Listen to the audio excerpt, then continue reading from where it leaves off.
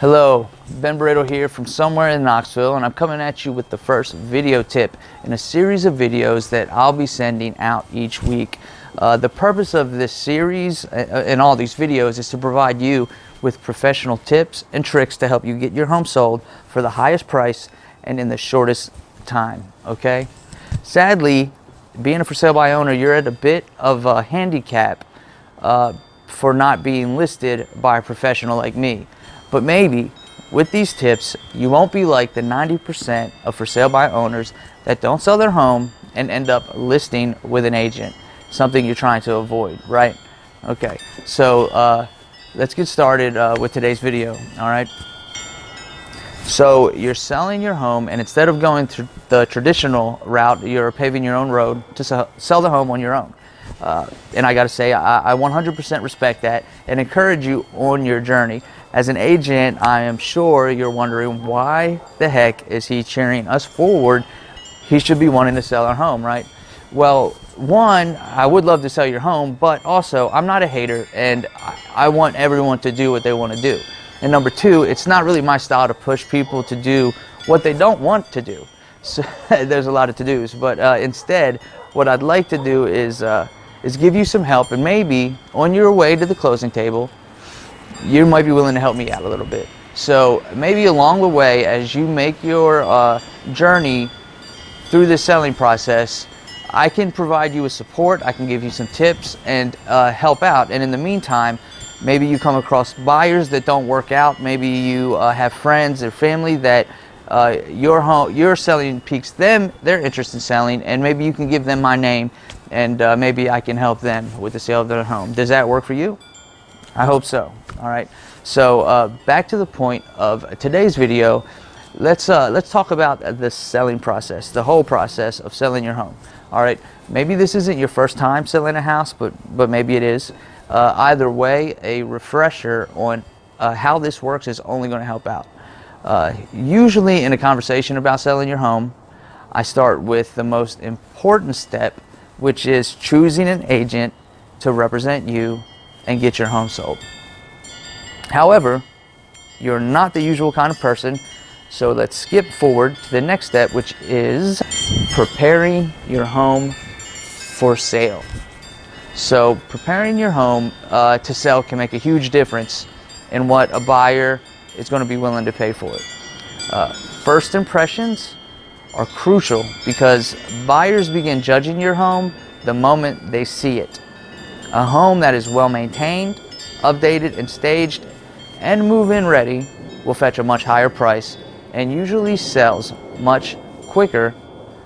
So, depending on the condition of your home, there are really three categories you should consider when preparing to sell. Number one is maintenance and repairs. Number two is renovations and upgrades. And number three is staging. Taking the time to properly prepare your home should also make for a much smoother transaction. So go ahead and make any essential repairs you need to be made, because they're likely going to come up in the inspection process anyway.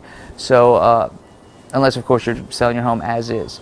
But if you're not sure where to start, have an inspector, a home inspector, come out to the house and look around. It'll help you get ahead of the curve and ready to make the sale happen. If you're in need of some inspectors and you're in the Knoxville area, shoot me an email or call me. I'd be happy to refer a few to you. It's really great guys and gals and really trustworthy. Another thing is you should determine what renovations and upgrades will give you the best return for your investment. Things like bathrooms, kitchens are really the biggest. And finally, staging your home. This is going to allow it to look its best, and it's going to maximize the appeal of your home to the widest array of buyers. Some of the key elements of staging is rule number one is less is better. Clear out the house, clear out the clutter, showcase the size of each room, but make it look like a home. Okay. Number two is clean, clean, clean, and keep it clean. Okay. Nobody wants to walk through a dirty house. And number three is to take advantage of the natural light in your home. And if there's areas where you can't do that, then think about lamps and overhead lighting to help out.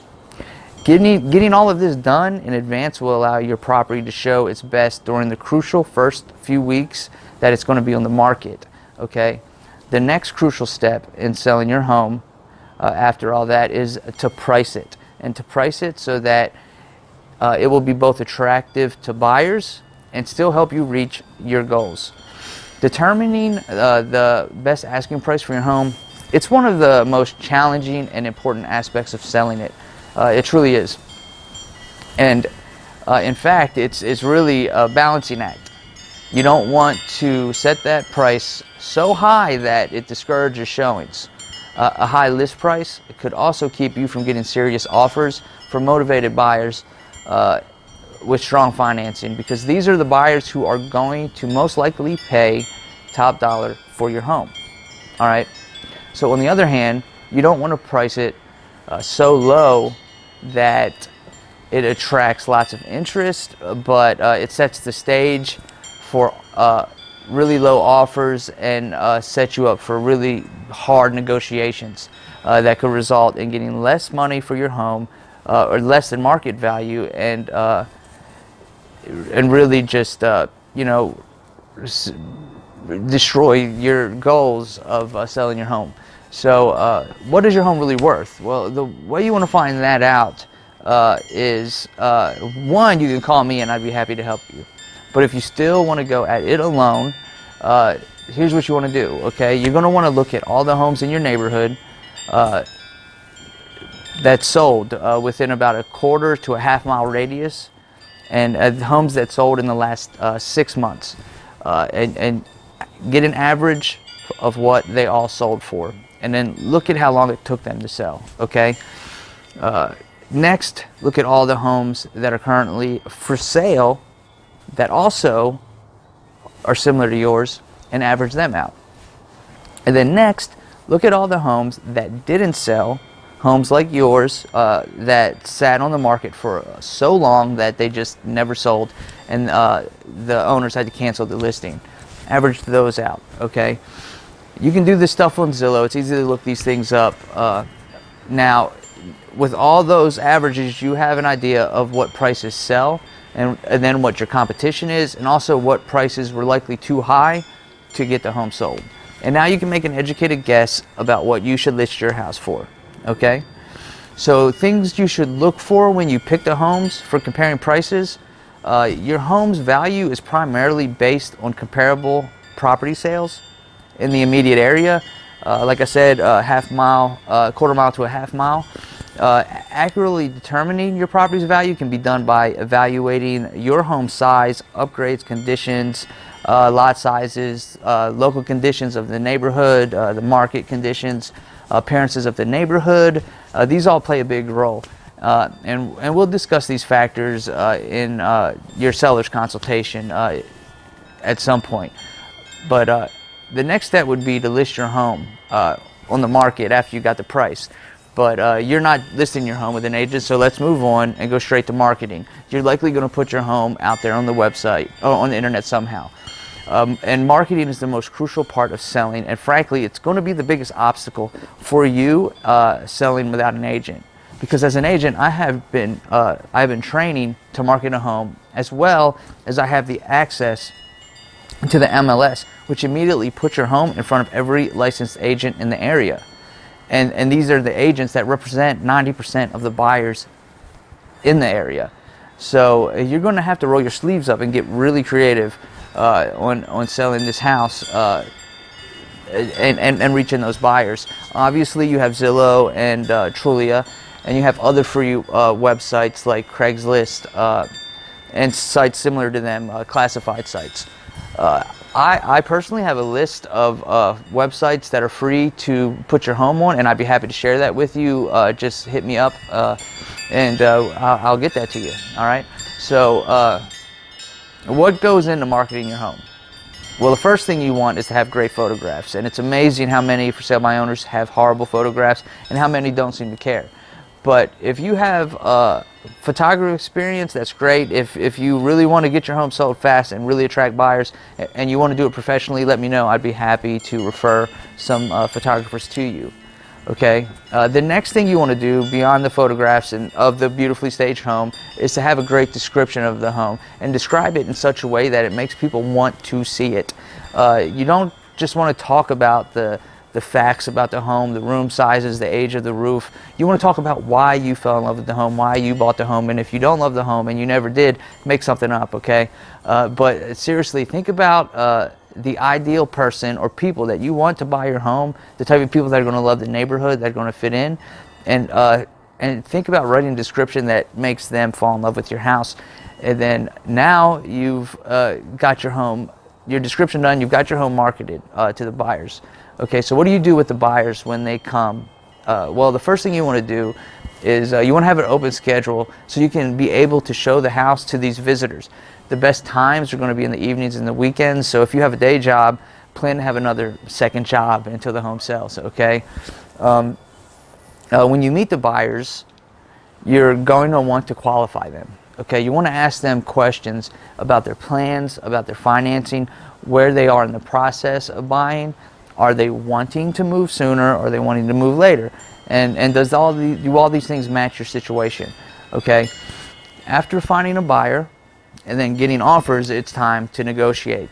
Okay, and unless you're able to detach yourself emotionally from this is going to be another downfall for you as a homeowner trying to sell on your own. But the goal is to find a win-win, and you never want to tell the buyer that they're wrong, and you never want to make them feel stupid.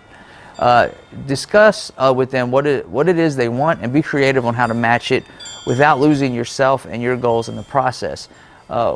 Once the price is agreed on with these buyers, you want to get it in writing and submit those contracts to the title company to start the title process and the closing process. Title companies are great because they'll manage the closing and the coordination of so much, leaving you as a homeowner freed up to manage the rest, like moving. So after reaching a price agreement, and then comes the due diligence stage, okay? And so you need to be ready for home inspectors to come and look at your home.